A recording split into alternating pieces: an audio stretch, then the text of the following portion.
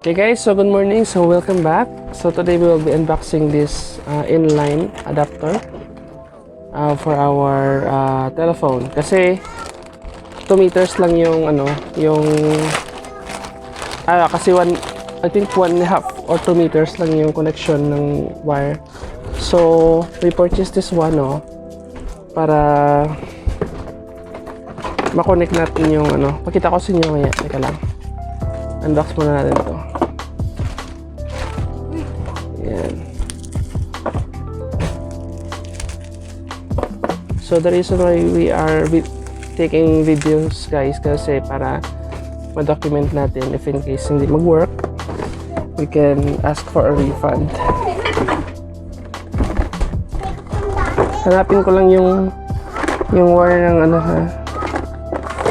telephone.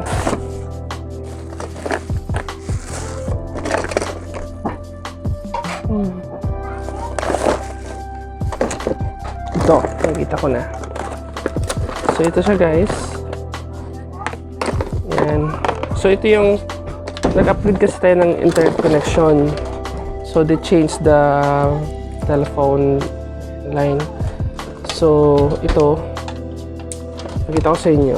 Kukunin ko na muna dito yung other side dito. Yan. Yan. So kunin ko lang muna dito. Yan, so nag-click. So, as you can see guys, ito yung other connector, ito yung wire. So, hanggang dito lang yung telephone namin papunta sa modem. Yan. So, i-connect ko muna. Babe.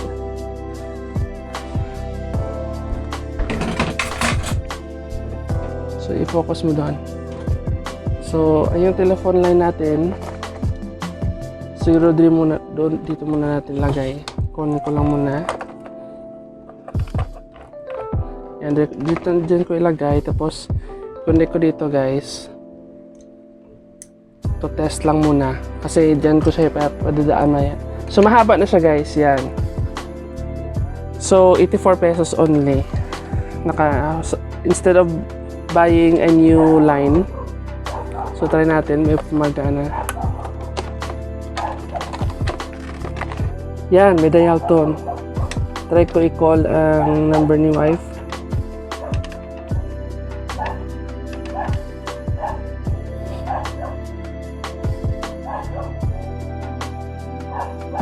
Hindi nag-ring.